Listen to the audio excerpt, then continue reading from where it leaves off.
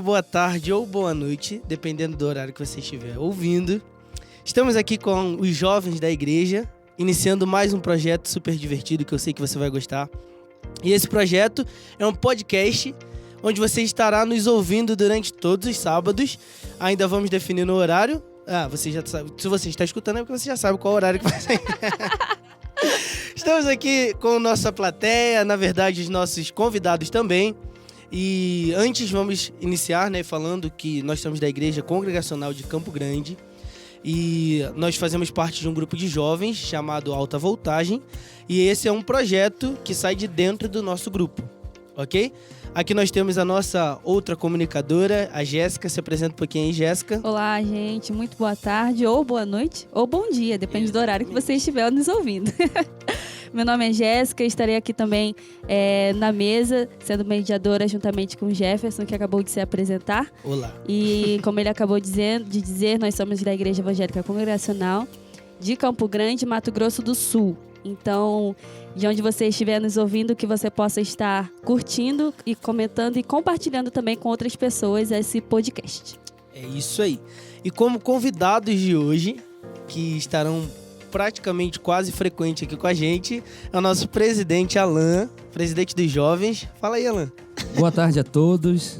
Meu nome é Alan, sou presidente dos jovens daqui da Igreja Congregacional de Campo Grande e estarei aí por um bom tempo com vocês nesse podcast aí, Jéssica, Jefferson. É isso. Vocês vão ter que me aturar aí.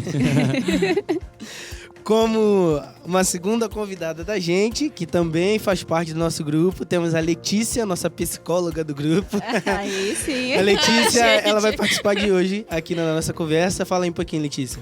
Oi, gente. Bom dia, boa tarde, boa noite pra quem tá ouvindo. E vambora, eu tô aí. O que a gente precisar, vamos debater, né? Vamos conversar, ter alguns assuntos, alguns polêmicos, alguns divertidos e vambora. É isso aí, isso aí. Também temos agora a tia Márcia, né? Tia Márcia, a enfermeira da igreja, aquela que a gente pede socorro quando acontece qualquer coisa. Fala aí, tia Márcia, um pouquinho pra gente conhecer. Olá, pessoal. Eu sou a Márcia, sou membro aqui da Igreja Congregacional de Campo Grande, no Mato Grosso do Sul. E tive a honra, de ser convidada para estar aqui no primeiro podcast da igreja. Isso para mim é motivo de muito orgulho estar aqui junto com essa moçada jovem, só gente bonita. E tô aqui para tentar acrescentar aquilo que for possível. E agora, por último e não menos importante, o nosso pastor da igreja, Luiz Carlos Castilho, também está com a gente hoje. Se apresenta aí. Bom dia, boa tarde, boa noite para você.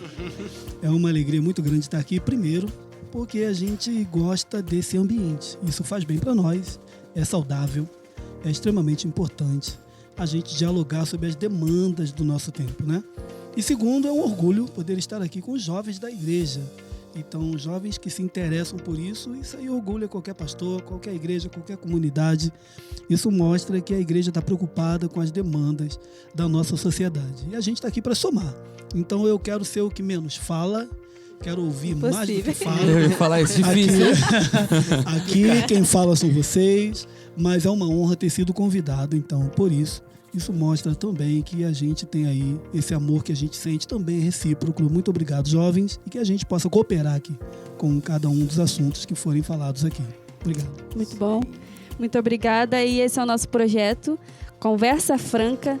Todo sábado você vai poder estar ouvindo a gente e mais pra frente assistindo também. Exatamente. Então a gente espera que você... A gente espera que você curta bastante, esteja com a gente todo sábado, nos dê ideias, porque é um projeto novo e a gente também está iniciando nessa caminhada e a gente precisa muito que as pessoas estejam interagindo com a gente. Que você seja essa pessoa e que goste do que a gente esteja fazendo aqui. Isso aí, comente bastante, dependendo da plataforma que você estiver assistindo. Comenta bastante, compartilha aí bastante com seus amigos, tá bom? E esse é o intuito, que mais pessoas nos conheçam para que a gente possa conversar e dialogar sempre. Todo mundo se ouvindo e cada um compartilhando a ideia, ok? Vamos lá, hoje a gente vai falar sobre adaptação da igreja no universo digital. O que seria isso para você, pai, meu pastor da igreja? Começa comigo? Vamos lá. Acho que a gente começa um assunto como esse, como se fala de igreja, a gente sabe que a igreja, ela gira, vive, ela nasceu e ela vai terminar na palavra. E a palavra indica para nós, em Romanos 12:2, dizendo assim: não vos conformeis com este século, mas transformai-vos pela renovação do vosso entendimento. E transformar é metamorfose, não conformar, é não tomar a forma daquilo que o mundo tem, mas transformar é a gente passar por uma metamorfose, é a gente modificar. A igreja, ela vence todos os tempos. Isso também seria, tipo, se atualizar com o tempo ou não? Eu ia chegar lá, você me interrompeu. Mas tem isso aí que você está falando. Por quê? Porque, na verdade, a igreja, desde que ela surgiu em Cristo Jesus, não é? Desde a descida do Espírito Santo, a igreja ela vem acompanhando os tempos. E à medida que ela vem acompanhando, ela vai se atualizando. Essa é a alegria. É a igreja viva, de fato. A igreja ela é viva e ela sozinha ela consegue se renovar. Então ninguém segura a igreja. E tá aí a prova de que a igreja ela é esse organismo vivo e de uma mecânica tão perfeita que ela, por mais que digam que ela é retrógrada, ela não é. Ela é extremamente atual e as igrejas estão aí hoje fazendo as lives e levando a palavra. Então, nesse texto aí que eu gosto de usar como base, a gente tem: não vos conformeis com esse mundo. É a palavra da cruz. Continua sendo a palavra da cruz. Mas transformai-vos é assim: vamos nos adaptar. A palavra é a mesma, mas as pessoas mudam, os tempos mudam e a igreja também muda. E toda adaptação gera um confronto na gente, né? A gente tem que se adaptar, se atualizar. Desconforto, boca torta e vai. A gente acaba tendo que sair da nossa zona de conforto, né? Como que foi... Como que foi, tia Márcia, para a senhora no hospital enfrentar esse sair da zona de conforto? Toda mudança ela gera um desconforto, né? E isso é fato. Para se alcançar o objetivo que nós queremos, tem esse desconforto. E assim, eu gosto muito dessa parte que o pastor fala que a igreja é um organismo vivo e tal. Eu gosto muito dessa parte falando assim com relação à igreja. Por quê? Porque a igreja é aquilo que ele disse, né? Nós estamos nos adaptando sem deixarmos os nossos princípios. E lá no hospital a gente vê isso também. Porque, por exemplo, as coisas estão tão avançadas e a tecnologia ela faz tão parte da nossa vida que nós conseguimos, através da tecnologia, um diagnóstico de um profissional que muitas vezes não está ali junto conosco. Através da era digital. Como? Nós passamos o caso, por exemplo, um especialista que não está de plantão naquele momento, nós estamos com o exame do paciente todo ali com a gente, nós conseguimos passar o caso para ele, né? E ele lá da onde ele está, e muitas vezes ele não está no Brasil, ele está fora do Brasil, e ele pode nos auxiliar. Então, assim, é assustador. Né? A gente se assusta. Não é? Porque nós estamos, a gente estava até falando sobre isso antes, né, pastor? Nós somos muito de pegar, de pele, tátil. De tocar, né? É tátil, aquela coisa tátil. E agora nós estamos numa era em que não tem mais essa necessidade. Sim. Nós não precisamos disso para muitas coisas. Eu acredito que essa praticidade que a gente tem hoje de falar com o médico longe, a gente até poderia ter. Mas esse cenário que foi estabelecido por conta do Covid acelerou esse processo. Então, como a gente teve que ficar em casa, a gente teve que criar novos meios de não perder o nosso emprego, né? E aí acabou acelerando algumas coisas esse que processo, a gente já... Exatamente. Tipo, a gente vive num mundo globalizado que acelera as coisas, né? Então, a gente tem mais acessibilidade às coisas, a gente chega mais rápido em lugares que a gente não chegava antes. E isso, consequentemente, acredito que já aconteceria. Só que acabou que acelerou todo esse processo aí. Não sei se vocês concordam, mas eu acho que acelerou todo esse processo que um dia ocorreria, mas poderia demorar, então, porque quando a gente pensava nisso, a gente pensava assim num futuro muito distante. Não é, exatamente. Né? A gente não imaginou que as coisas fossem assim. Nós estávamos conversando, a gente lá no hospital em que eu trabalho, tem alguns médicos que passaram em residência em outros estados e foram. E a gente ainda tem alguns contatos com alguns desses médicos. Por exemplo, tem um médico que ele passou em cardiologia e ele estava dizendo para nós que lá na cidade onde ele foi, tem uma comunidade e que essa comunidade ela está sendo atendida por telemedicina. Olha que fantástico isso. Ou seja, Fantástico, né? o morador, ele não precisa sair da comunidade. Não. Ele só vai sair da comunidade se o médico da telemedicina achar que ele tem a necessidade de ir para o hospital. Caso contrário, ele é consultado por telemedicina, ele é medicado, tudo pela telemedicina. Cara, Olha que coisa louca. Legal, né? É louco, né? Não, e isso são coisas que só acontecem com a gente quando a gente sai da zona de conforto, mas depois que a gente sai, tipo, depois que a gente já passou por isso tudo e aí a gente consegue ver, caraca, Olha pra trás, né? se eu não tivesse saído, não teria acontecido isso tudo e tal. E, tipo, eu queria que Alan falasse um pouco sobre estar fora da zona de conforto. Que você já viveu algum momento, tipo, fora da sua zona de conforto, que lá na frente você percebeu que se eu não tivesse passado por tudo isso, tipo, nada disso teria acontecido? Já vivi e estou vivendo. Eu acho Todos que os dias. hoje, quem não está vivendo fora da zona de conforto, né? Exatamente. Essa pandemia aí, ela veio e conseguiu atrapalhar muitas vidas. Verdade. Mas sim, eu já vivi momentos em que eu estava fora da minha zona de conforto. Inclusive, eu já tive um trabalho cujo qual eu praticamente não tinha vida social. E eu também não tinha garantia nenhuma do tempo que eu ficaria nesse trabalho. E a forma que eu entrei ali foi totalmente diferente do que eu pensava. Por quê? A gente gosta sempre de estar no controle. Sim. Então, quando acontece alguma coisa que tira você do controle, você fica preocupado. Eu fiquei 8 anos. E esses 8 anos eu fiquei preocupado. Senhor, eu tenho tempo aqui. E sem contar que não quer dizer que eu vou conseguir ficar o tempo máximo. Mas se eu conseguir ficar, mesmo assim eu tenho um limite. O que eu vou fazer depois se eu não tenho tempo para fazer uma faculdade? Eu não tenho tempo para aprender uma nova profissão? Eu vivo aqui.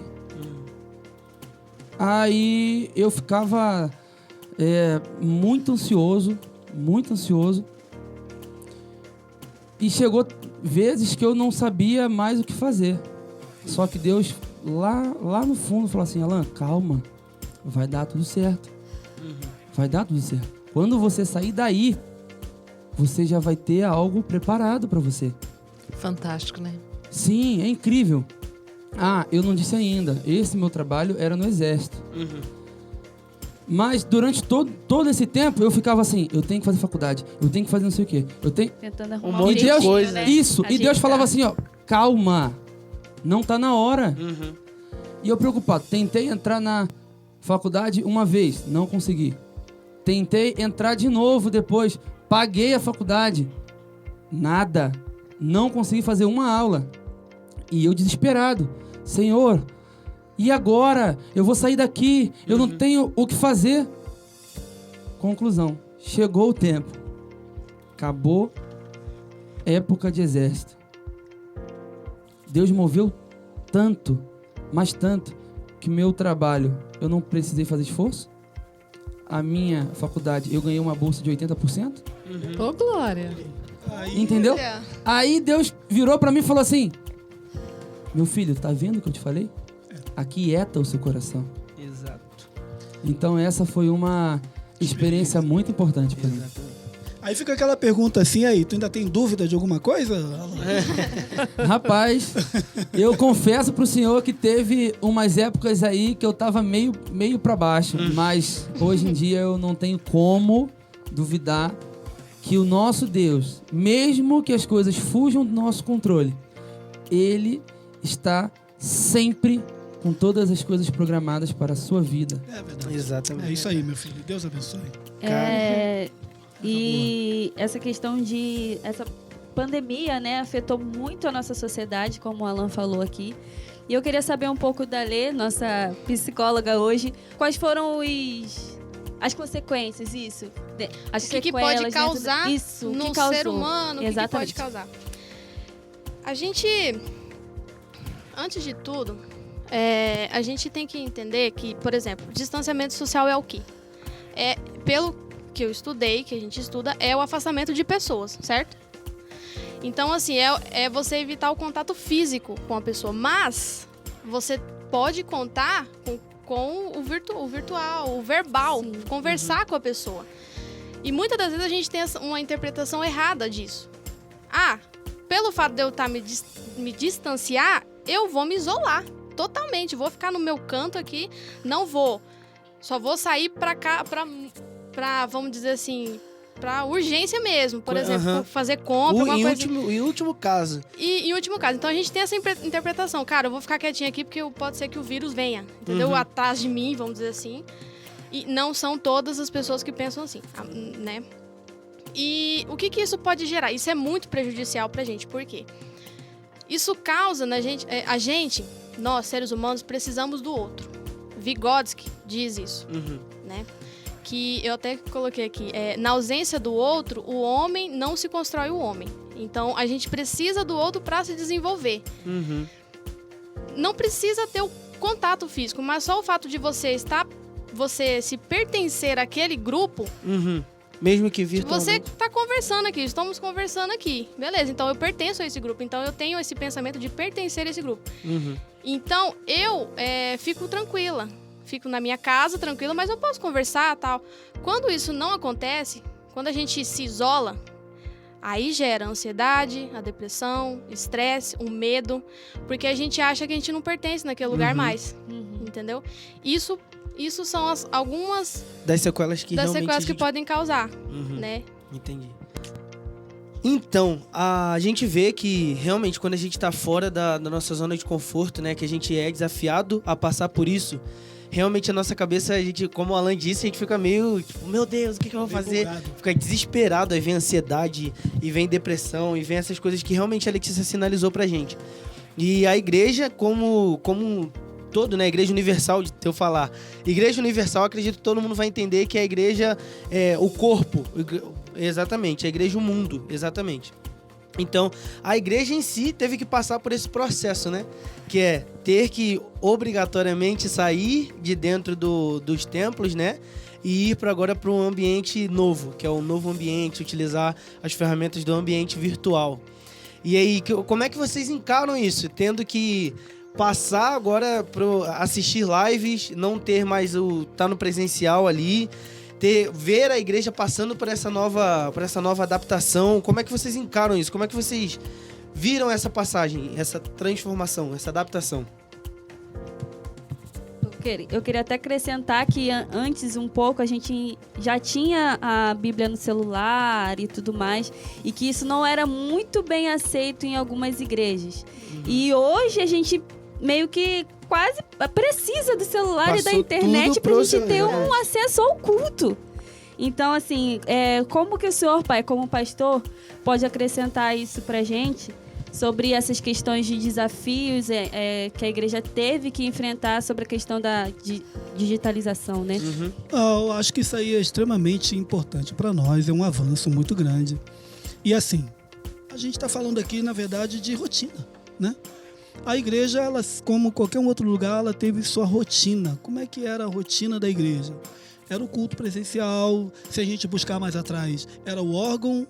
A gente é oriundo de europeus, então era órgão, todo mundo vestido de terno, chapéu e bengala, e a gente foi ficando um pouco mais latino, entendendo a nossa cultura, e fomos modificando isso, colocando instrumento de percussão, colocando guitarra, que antes diziam que era do diabo, e a igreja foi avançando nisso tudo, ela foi vencendo essas dificuldades, essas limitações de entendimento e tal. A igreja, ela tinha aí o seu culto, sempre assim, aperta a mão do seu irmão, dá um abraço no seu irmão. Tinha gente que vinha para a igreja porque ele não era abraçado a semana inteira. Na igreja ele recebia um monte de abraços. E isso fazia toda a diferença. Toda a diferença. Toda. A nossa igreja aqui, a gente mesmo chamava a igreja de a igreja do abraço. A gente tem a nossa irmãzinha Tereza, que ela falava assim, nossa igreja agora, a gente abraça todo mundo e tal. E isso é a marca da igreja. A igreja, toda vez que tem uma mudança de rotina, ela tem aí uma dificuldadezinha para lidar. A igreja primitiva, quando ela estava muito bem na sociedade, da noite para o dia, 3.000 pessoas se converteram. Mas daqui a pouco veio uma perseguição terrível. Veio a perseguição, mudou tudo. A igreja que estava presa em Jerusalém não estava seguindo o que Jesus falou, que era ide por todo mundo e pregai. Quando veio a perseguição, mudou a rotina da igreja. Todo mundo saiu pregando para tudo quanto é lugar. Filipe desceu para Samaria, pessoas foram para tudo quanto é lugar pregar o evangelho e a igreja se espalhou. Ao invés de diminuir a obra, cresceu. Então hoje, a gente olhando o nosso tempo hoje, a leitura que a gente faz é assim: será que a obra diminuiu ou ela acabou crescendo, expandindo com isso? É verdade. O que eu vejo é expansão. Você abre o YouTube, as igrejas estão no YouTube. Você abre o Facebook, as igrejas estão lá. E a dificuldade que a gente tinha é, não, esse negócio de entrar para digital, essa parte aí de multimídia e não sei o que lá, a igreja é presencial. E tem que a questão de dízimo e oferta. Gente, crente, ele vai lá na igreja, dá a oferta dele, o dízimo dele, seja Pix, seja presencial, seja não for, ele vai dar o jeito dele, a igreja sobrevive. Ela pode ter alguma defasagem, alguma dificuldade, ela pode até ter alguma dificuldade, mas as igrejas estão sobrevivendo bem com isso. É o novo. E no novo você também disponibiliza essas partes de banco e tudo que você puder para a igreja poder ter acesso também. Até a forma de ofertar e dizimar já começou a sofrer alterações. Tudo sofre. Então, quem diz assim, não, a gente não vai fazer, eu não quero fazer live, tem que ser presencial, ele está arrumando um problema com a demanda do nosso tempo. E a demanda do nosso tempo é essa. E graças a Deus, a gente tem aí muitos pastores e os nossos irmãozinhos, eles estão aí aderindo de uma forma muito natural e a gente vê a igreja invadindo então esse universo digital. Até as igrejas mais tradicionais, né? Mas não tem mais igreja que não esteja aí de alguma forma aparecendo nas redes sociais. Não tem. Um exemplo, aí você vê só, o nosso culto aqui de quarta-feira, eram 4 pessoas, 5 no culto de quarta. A gente faz a live na quarta-feira. Nós temos aí cerca de 20 aparelhos ligados. Então, 20 aparelhos ligados, tem aparelho que se liga para a família inteira. O pessoal põe na TV. Então, a gente calcula aí, no mínimo tem 40 pessoas assistindo a live da gente na quarta-feira e tem sido uma benção. Então, aí a pergunta que fica é, expandiu ou não expandiu? A palavra está indo um pouco mais além ou não? Está alargando as cordas ou não? Então, isso é uma análise que a gente tem que fazer. E quando a gente adere ao tempo que a gente tem, os recursos que se tem, a igreja tem tudo para progredir. Hein, pastor? Eu queria que o senhor esclarecesse uma questão aqui, que pode ser dúvida de alguém que está também nos escutando. Eu já ouvi por aí argumentações, claro que eu não vou citar nome de pessoas aqui. Não, nem deve. Não vou dar mas que usaram... Não fala que foi o Zoroastro, Costa, Sampaio, de lá da Austrália. Hein? Usaram este versículo aqui, em Hebreus 10, 25, para embasar que a igreja não tem que cumprir a determinação do isolamento, que precisa se reunir presencialmente. Olha só, porque diz assim: não deixemos de reunir-nos como igreja, segundo o costume de alguns, mas procuremos encorajar-nos uns aos outros, ainda mais quando vocês veem que se aproxima o dia. Olha, o texto sem contexto é pretexto para heresia. Né? A gente tem que ter muito cuidado, porque a gente pega, às vezes, um texto que foi escrito para uma cultura. Essa carta aos Hebreus é escrita para um povo que estava fora de Jerusalém, a um povo que estava aí, eram judeus da diáspora. Então, quando está dizendo assim, não devemos deixar de reunir, é assim, nos ajuntar para cultuar. O que a gente está falando aqui é bem diferente dessa questão.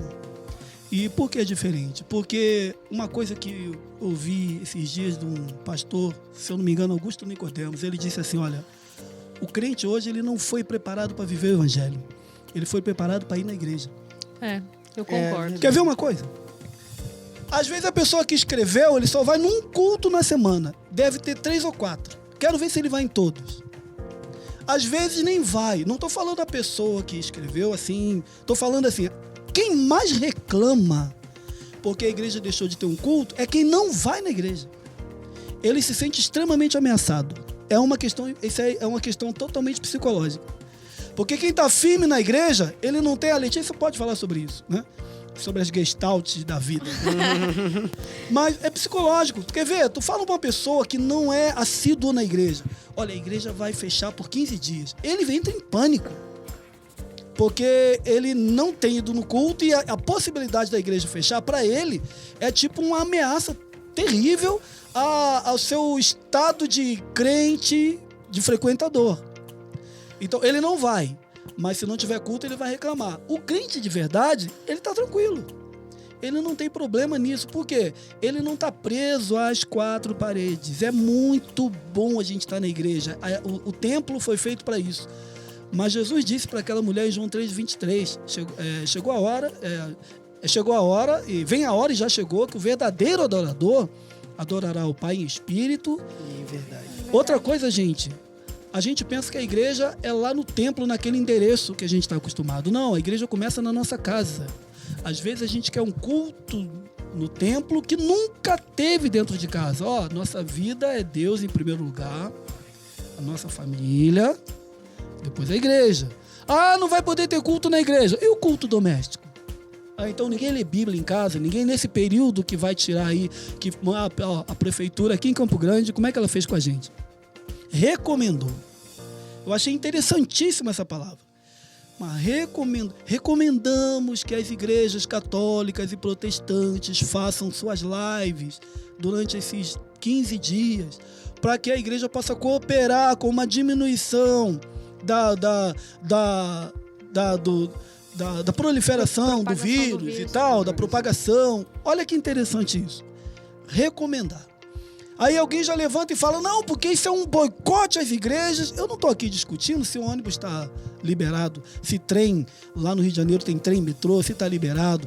Não é essa a discussão. A discussão é o seguinte, qual é o papel da igreja nesse momento? A igreja não é aquela que se levanta para se opor. Isso aí não é uma questão que a gente vai falar assim, eu me oponho, eu vou para a igreja. Depende de quem está falando. Se é uma pessoa que nunca teve um Covid na família, ele vai levantar isso aí com uma bandeira. Exatamente. Se ele não perdeu um pai, uma mãe, um tio, ele vai levantar. Agora pergunta aí para uma pessoa que perdeu, se ele quer que outras pessoas percam. Se ele quer que a igreja se envolva numa situação difícil, que a saúde pública pediu uma ajuda, e a igreja vai dizer assim, não, nós somos contra isso tudo. Gente, há uma diferença entre cooperação e perseguição. A pandemia é no mundo inteiro, não é aqui em Campo Grande, no Rio de Janeiro, no Brasil, mundo inteiro. E a igreja que está no mundo inteiro, nós somos cidadãos também. Está morrendo pastores. Eu conversei com a Márcia, a gente conversa sobre isso, e ela é uma das enfermeiras aqui, intensivistas aqui no Rosa Pedro Senhor, o Hospital do Covid. Olha que interessante, não tem padre. Não tem. Não tivemos nenhum paciente na nossa UTI. Eu entrei... De 6 meses para cá, nós não tivemos nenhum padre. Mas já cuidei de muitos pastores. Pastores. Muitos pastores. Quantos pastores perderam a vida? Quantos? Então, o porquê isso? O que acontece? Duas coisas estão em voga. Uma, é bem verdade, então, que parece que os pastores estão envolvidos no meio do povo. E esse calor humano aí, que o pastor não consegue resistir, é uma coisa que a gente não resiste. Então, acaba colocando a vida dele em risco. Ele não acha que vai acontecer, mas acontece, e quando acontece, às vezes acaba caindo no hospital, perde-se a vida. É uma tragédia isso. Mas é porque ele está lá no meio. Entende? A gente sabe que a organização da Igreja Católica, ela tem uma resistência um pouco maior, e isso preserva seus padres. Esse distanciamento. Então, a pergunta é, a gente cristão aqui, protestante, estamos brigando para que a igreja abra. Estamos perdendo pastores, muitos membros. A Igreja Católica não faz questão nenhuma de que o padre vá lá, porque preservar a vida, distanciamento e tal, não temos padre. O que tem a ver esse texto de Hebreus, então? Então é uma questão de consciência. Então eu, como pastor, não posso obrigar a minha comunidade cristã a ir para a igreja num momento onde se coloca a vida da pessoa em risco. Eu sou corresponsável se a pessoa estiver passando um problema. Tá? Seríamos o caso de pensar assim que estaríamos tentando Deus? Pode ser. Por que pode ser? Porque se você sabe do perigo, sabe o que está acontecendo, a gente como pastor temos que ter a responsabilidade. Se você ama seu rebanho, Você quer preservá-lo. Protegê-lo. Né? Protegê-lo. Como é que a gente fala aqui na igreja? A gente tem culto? Tem. Mas como é que a gente fala? Idoso, fica em casa. Sim. Entende? Quando tá todo mundo aqui, toda vez que eu vou pregar, gente, não tire sua máscara, né? Procura ficar. Não, E a família senta junto. As orientações são dadas. Por quê? Olha só que interessante. Se você falar para a igreja assim, vamos ficar um mês fechado, ninguém aguenta, gente. É verdade. O membro da comunidade, ele quer estar lá na igreja. Não, mas tem aquela também lugar. mas tem aquela também do eu sou cristão, eu sou protegido por Deus. E aí morre alguém que é cristão, sim. aí a pessoa fala, não era, né? Aí, Tipo, não era sim, cristão. por exemplo, aí a gente chama isso aí daquilo que Satanás tentou fazer com Jesus. É tentar a Deus, né? Então, a gente sabe que Deus cuida de nós? Sim. Mas Paulo falou para Timóteo assim, olha, tende cuidado de ti e da doutrina. Timóteo estava sendo aí o pastorzão. E Paulo falando assim, não deixa ninguém diminuir isso, porque você é novo, não deixa ninguém desmerecer você, mas cuida de você. É cuidar da saúde, é cuidar de si mesmo, é cuidar da postura, é cuidar de tudo. Porque como é que você vai pregar se você não está bem? Por exemplo, um pastor que foi pro hospital, está entubado e tal, como é que ele vai pregar? Se ele se preserva, ele tem um ministério bem mais profícuo. Então a gente tem que ter cuidado e entender que tempo é aquele, do que realmente se fala. Pegar um texto solto assim e jogar, a gente cria uma crise muito grande e não é assim que se faz teologia. A gente entende que a igreja, ela é a portadora da teologia, porque todo crente faz teologia. Você leu a Bíblia, está tentando entender um texto, você está fazendo teologia. Mas você pode fazer teologia por um caminho totalmente equivocado. E o caminho equivocado é quando você pega um texto sem contexto e acaba criando um pretexto para confusão. Então a igreja ela precisa sim fazer uma releitura. E essa releitura é debruçar sobre a questão do Covid.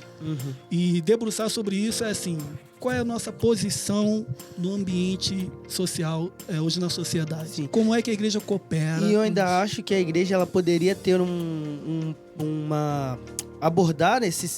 ter uma abordagem nesse cenário totalmente diferente do que a gente acaba vendo, né? Porque a gente acaba enfrentando, discussões sobre se tem, se não tem, se concorda, se não concorda.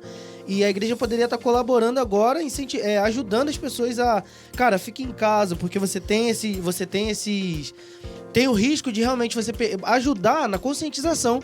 Ao invés de você estar criando discussão se deveria ter ou não ter, a igreja poderia colaborar com o governo, já que é um cenário que está no mundo inteiro, a pandemia, como o senhor disse, está no mundo inteiro, a igreja poderia sim aderir a esse papel de conscientização, né? Colaborando também com o governo, né? E aí a gente volta para a era digital novamente, né? Volta para a era Porque digital.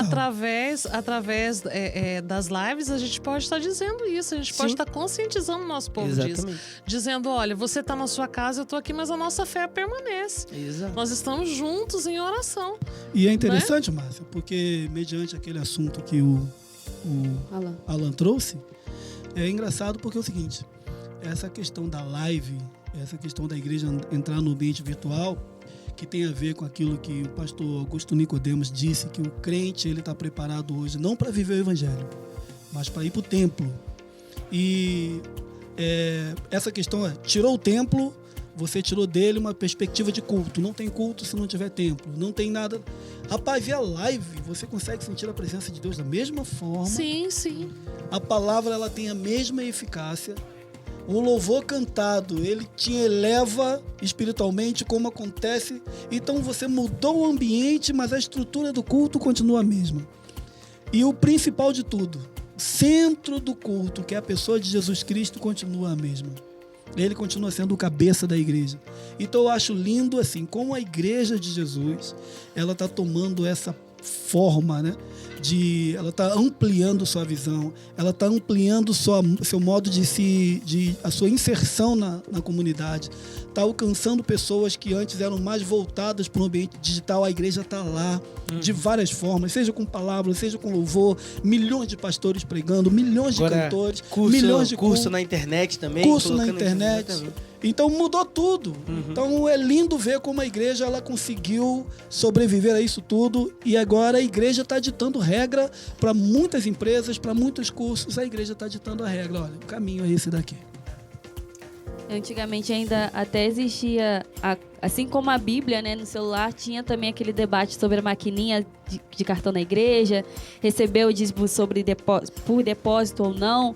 E hoje em dia a igreja precisa disso, Precisa desse recurso, né? recurso para poder continuar Exatamente. sobrevivendo, né? Voltando à questão da live que a gente está falando aqui, a gente também viu muitas igrejas ministrando ceia na live. E a gente Polêmica. gostaria de saber. A gente gostaria de você saber. Tava muito tranquilo. Tava de boa. Agora vai esquentar. A gente essa conversando, conversa. caraca, tá legal. Eu ia até Tô perguntar proibido isso. de responder essa aqui. Essa é por conta de vocês. O pastor eu prefiro que É, nesse deixa momento ele se ele- cale. Deixa ele se abster. Eu vou ser bem sincera, Letícia, não tenho um argumento sobre isso, então eu gostaria de ver com vocês. O que vocês podem me Bom, ajudar? e Eu faço. Você se sentiria à vontade, tipo, se você tivesse nessa situação de ter que fazer a ceia lá na sua casa? Como é que você se sentiria tranquila, mesmo se tivesse teria aqui na sua casa? Aqui na igreja, tipo, se estivesse em casa? Cara, eu não sentiria não, porque o primeiro que eu teria que ter as coisas, né? Ter o pão. Sei lá, assim, o pãozinho, entendeu? Assim, o suco da uva. Então, assim, eu acho que pra mim não seria a mesma coisa. Uhum. E Mas... a comunhão, né? Que a ceia também é a então, comunhão, que a é a gente tava troca. conversando, né?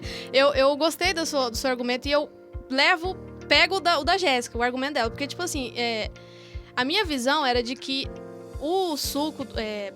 pode ser que eu esteja equivocada. Uhum.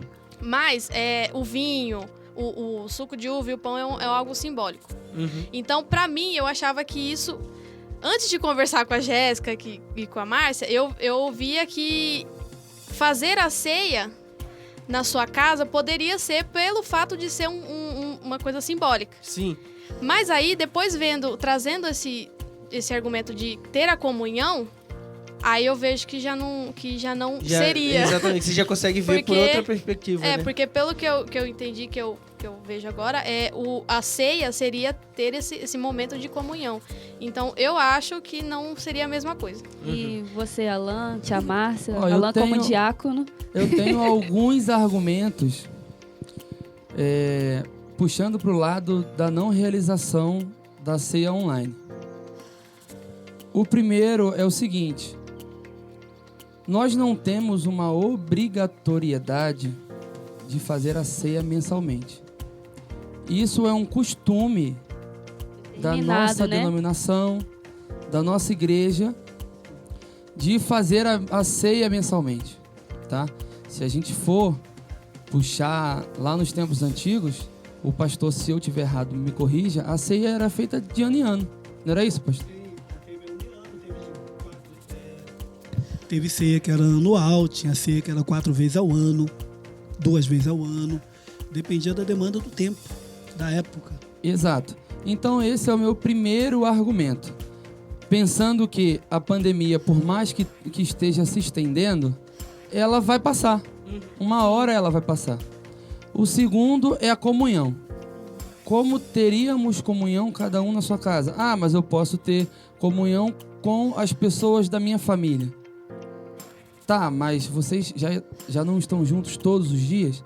A ideia não seria a comunhão com seu irmão? Isso é uma coisa que eu me pergunto e eu deixo isso em aberto, tá? A terceira é o seguinte: a ceia ela tem alguns ritos. Sim. O primeiro, ela é celebrada ou pelo pastor ou pelo presbítero da igreja. Ah, mas isso daria para cada um fazer da sua casa, beleza? Segundo, a ceia ela é servida por diáconos. Se você não tem um diácono na sua família, como você faria? Você serviria o seu pão, o seu vinho? Exato. Você mesmo prepararia? Tem o preparo. Você mesmo também. prepara. Exato. Antes de tudo começar, tem o preparo, que também é feito pelos diáconos. Isso é uma atribuição diaconal. A igreja determina, né? A igreja... Exato. Então, se tem mais algum, eu não me lembro neste momento. Mas esses 3 pontos são o que eu Utiliza pra... utilizo, me amparo Uhum. para, se pudesse opinar em algum lugar, Já está. Aqui, Não, digo assim, digo Ele só tá opinar lançando dentro aí, da instituição igreja, Ah, sim. entendeu? De não realizar a ceia online.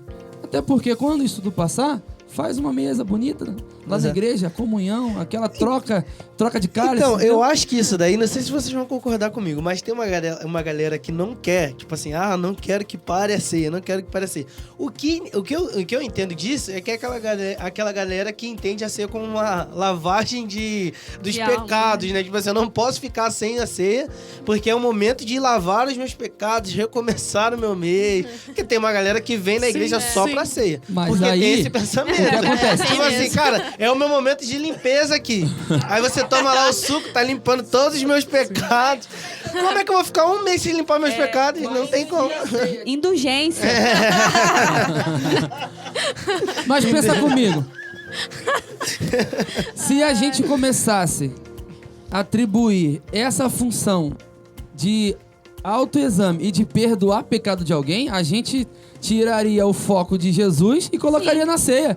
Então, o foco não é mais a morte e a ressurreição de Cristo, e sim a ceia. A ceia. A simbologia. Eu, como uma pessoa que tenho dificuldade de mudanças, mas assim, quando eu digo que eu tenho dificuldade para mudança, significa que não significa que eu não queira. Então eu gosto de estar sempre ouvindo as opiniões, né, para formar um pensamento sobre isso. Infelizmente, com relação à ceia online, eu ainda não consegui achar nenhuma opinião que fizesse com que eu mudasse a minha opinião. Entendeu? Por quê? Porque eu penso que a ceia é aquele momento de comunhão. Eu estava até conversando com as meninas antes da gente começar a entrevista, que eu lembro de um caso de uma irmã, das irmãs estarem na igreja, e elas já não se falavam há um tempão. E aí, no dia da ceia, no dia de cearem, não tem, aqui o pastor não tem o hábito de dizer, vamos trocar o cálice? Sim, O outro ministério de onde eu vim também fazia muito isso. E elas trocaram o cálice nessa hora. E elas se perdoaram uma mágoa que estava lá de muito tempo atrás. Aí eu fico pensando, se fosse hoje, na ceia online, como seria? Será que ia ter também, Será que né? ia ter essa mesma oportunidade? Porque, claro, vocês que são mais jovens, que têm mais acesso à informação, que estão mais conectados mesmo, que são essa geração aí, essa geração virtual, vocês têm outro pensamento. Mas se nós formos olharmos para a nossa igreja, nós vamos ver que nós temos um pessoal que tem uma idade um pouco mais avançada, que não tiveram a oportunidade de ter tanta informação. E que são aquele pessoal que ainda guardam alguns ritos, como, né? Alguns rituais. Por exemplo, tem pessoas que acham que no momento em que ele come o pão e bebe o cálice, ele vai ser curado de uma doença. E é a fé dele. Como que nós vamos dizer para ele que isso está errado? Exato. Né? Tem pessoas que falam assim, não, eu não posso faltar na igreja hoje, porque hoje vai ter Santa Ceia, e se eu não tomar a Santa Ceia e Jesus voltar, eu não vou com Jesus. E como que a gente vai dizer para esse irmão que está errado? Né? Nós estamos falando das pessoas com mais idade. Então, assim, eu quero até ouvir mais essa discussão, porque eu ainda não consegui achar nenhuma opinião que faça com que eu mude a minha opinião. Para mim, a ceia tem que ser presencial. Muito bom, muito bom. Eu acredito que seja uma coisa que a igreja, assim, pode dar uma pausada, né? Nesse período agora. Que acaba sendo mais um rito mesmo, né? Algo Sim. que você não pode tirar do costume, daquilo que você já está seguindo, senão não tá indo muito bem, né? O pastor gostaria de falar alguma coisa sobre pastor, isso? agora o pastor pode falar. Muito que ele falasse, mas enfim. Vamos lá, pastor, qual é a sua acho opinião? que é bom a gente analisar, o texto, essa questão do assunto da ceia, de uma forma ampla, no sentido assim, existem muitas visões, mas um princípio que a gente parte é assim: o povo padece por falta de conhecimento. A ceia, ela é a ordenança do Senhor Jesus. E a Bíblia, ela tem duas ordenanças. Quando fala ordenança, é aquilo que é obrigatório, pilar da igreja cristã, que sem aquilo não a pode igreja... tirar. Tirou aquilo, você pode dizer que é um grupo acadêmico, pode falar que é um grêmio, menos igreja. Se você tirar a ceia e o batismo. Esses dois são pilares da igreja, duas ordenanças de Jesus. Quem crê e for batizado. E a ceia, fazer isso em memória de mim. Eu disse que quando fizer isso, está anunciando a minha morte. É para memorizar, é para lembrar e para anunciar. Uma pergunta do batismo. Você gostaria de ser batizado por um irmão da igreja aqui? Ou você queria ser batizado por um pastor? Aquele que cuidou de você? Aquele que Acompanhou. foi lá, aquele que acompanhou e tal, aquele que é o pastor da sua igreja. Bom, eu já disse, como eu sou uma pessoa mais, né, eu gostaria de ser pelo meu pastor. Também. Então, por exemplo, Moda, a gente tem casa. a gente tem dois tipos de médico. A gente tem um médico que estudou não sei quantos anos, fez não sei quanto de residência, depois não sei o que lá, depois ele virou um médico que opera rins. E tem um médico que é o curandeiro, que vende erva na rua. Muita gente vai lá e compra, quebra pedra e tal, vamos lá. Quando você vai ser operado, qual dos dois você quer? O curandeiro ou aquele que estudou 1 milhão de vezes? Aí vai depender de quem você acha que é o que está mais apto. É uma pergunta que fica no ar. Eu preferiria aquele que foi preparado profissionalmente. Sempre. Então, eu preferiria. Batismo é a mesma coisa. O batismo, você quer aquela pessoa que ele foi instituído por Deus para poder ser o representante ali da igreja, que vai fazer, então, aí a apresentação sua para a comunidade e vai celebrar o ato. A ceia, ela também, como ordenança, ela tem essa importância. A importância que está ali é na celebração. Ela não tem poderes mágicos, claro, mas é claro que é fonte de bênção para nós, e a comunhão é a maior bênção que a igreja tem. E é importante entendermos que nesse período há uma pressão muito grande pelos membros da igreja.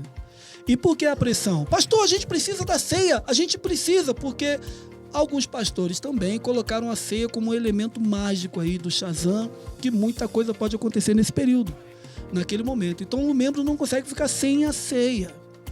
E por uma pressão dessa, o pastor às vezes acaba cedendo. Por que ele cede também? Porque às vezes é um pastor mais voltado para o Antigo Testamento. E no Antigo Testamento tem a questão do clã. A família se reunia e o paizão, que era o mais velho, ele é que ministrava, então, a liderança da Páscoa para a família. O cálice da salvação era o cálice que eles tomavam ali. Se for pegar uma igreja mais judaizante, ela vai falar assim, reúne a família e o pai vai pegar e vai distribuir a ceia lá pro povo, porque é uma questão paternal, o sacerdote da casa, ó, Antigo Testamento, sacerdote. Então ele é o sacerdote, ele vai. É uma igreja mais voltada pro judaísmo, ela vai nessa vibe. Só que o problema todo é o seguinte, nós temos aqui um grave problema. A Bíblia indica que a gente tem na igreja os diáconos. Os diáconos, eles foram ordenados em Atos 6. As pessoas que foram ordenadas para isso, para servir a igreja. Não só na questão de ceia, mas na questão social, em todas as questões. O partir do pão era trabalho dos diáconos. Hoje, uma igreja como a nossa ordena um diácono. Aí, para ordenar um diácono, você tem alguns problemas. Que você pega lá o texto de Timóteo 3, versículo de 8 a 13, aí você tem um diácono, para ser diácono, ele tem que ser homem de palavra, sério, não beber muito vinho, não ser ganancioso, não gostar muito de dinheiro. Não pode ser apegado, ele tem que ser apegado à verdade revelada, à palavra, gosta da Bíblia. Tem que ser homem de fé, homem de consciência limpa, provado e aprovado pela igreja. Então o que Paulo diz é assim, o diácono ele tem que ser aprovado pela igreja. E provado, porque muita gente é aprovada e não passa. Não tem condições. Ele tem que ser marido de uma só mulher e não sei o que lá, essas coisas todas. Um monte de quesitos que a gente vê em Tito também, para a pessoa que vai servir a mesa. Esse é o diácono. Aí a pergunta que fica é, você tem gente que a igreja ordenou, está cumprindo aquilo que está na igreja apostólica. Ordenou, a igreja observou, levantou, aprovou, cursou, vasculhou a vida dele inteira, ele foi aprovado para isso e ele vai especificamente cuidar dos irmãos e servir a ceia. Quando entra um período desse, aí a gente fala, vamos fazer uma ceia online. Quem vai servir? Alguém da tua família aí, o pai. Aí, às vezes, o cara não é nem crente. Às vezes, a pessoa não tá anos sem vir na igreja, mas vai servir a ceia. É uma questão... perdendo sentido, né? É uma questão... entendeu? Então, a pergunta é, você quer ser servido por alguém que a igreja ordenou e deu trabalho, uma pessoa que a igreja escolheu a dedo, e ele foi separado para esse ofício, ou você quer ser servido por qualquer uma pessoa? Quem? Vamos reunir a família aqui. Quem? A pessoa às vezes está até em disciplina, não se sabe, ele vai servir a ceia, ele vai preparar o pão, vai preparar o vinho. E tem igreja que não é diácono, tem igreja que é obreiro, mas o processo é o mesmo. Essas perguntas vão ficando para nós. Mas isso acontece na maioria das vezes por causa da pressão dos membros e o pastor, por não ter como argumentar sobre isso, ele acaba cedendo. Então ele coloca qualquer um para servir a ceia da igreja. Um negócio como esse, não é porque está na pandemia que a gente vai banalizar um pouco assim, a ceia. A ceia é uma coisa que a gente tem que ter, sabe? Então a gente tem lá o celebrante, tem as pessoas que são específicas para esse serviço. É igual ao batismo, é alguém específico para esse serviço. A ceia também. Aí, nesse caso, a gente, quando tem uma igreja assim um pouco mais voltada, conhecedora da história, ela prefere deixar sem ceia, para que quando o povo estiver junto, porque entendemos que a ceia não salva. E a ceia não vai criar mudança na vida da pessoa, mas é um momento maravilhoso de comunhão, onde tiver 2 ou 3 presentes.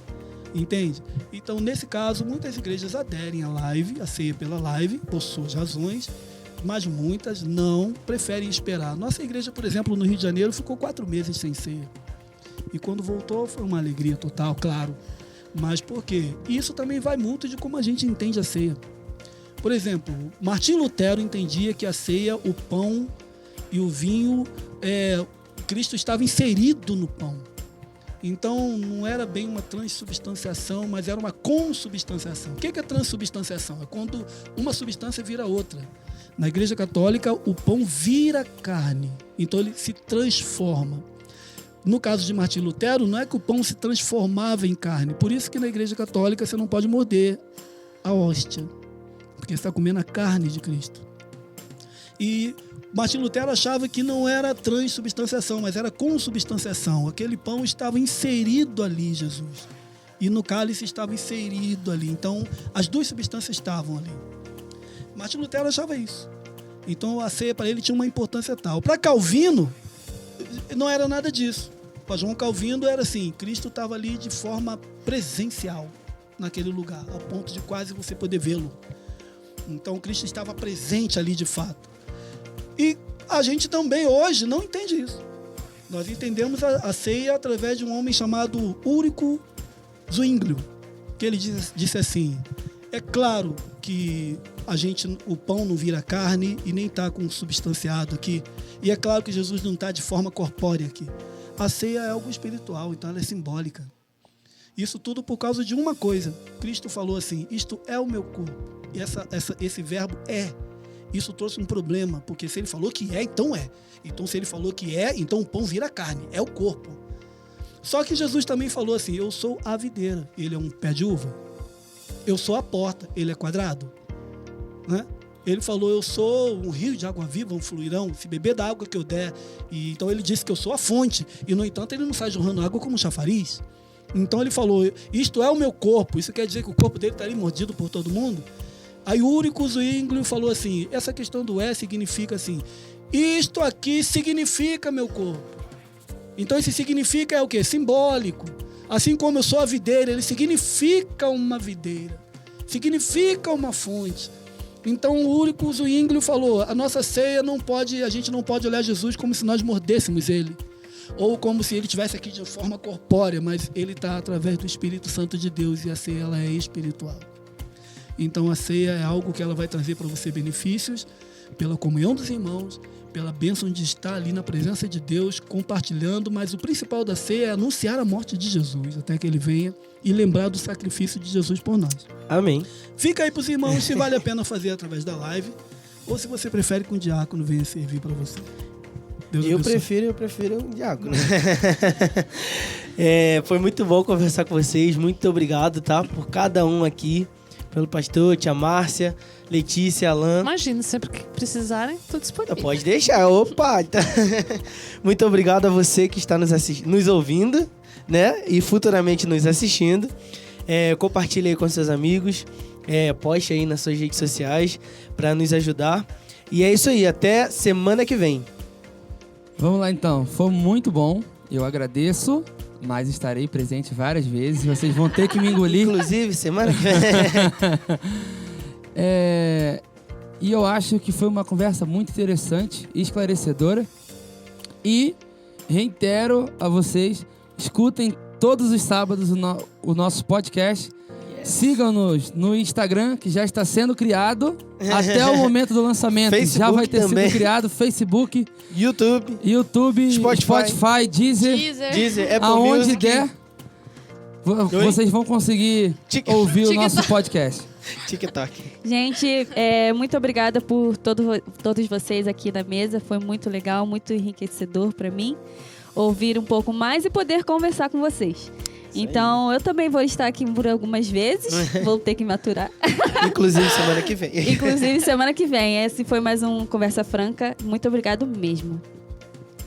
Gente, que coisa, né?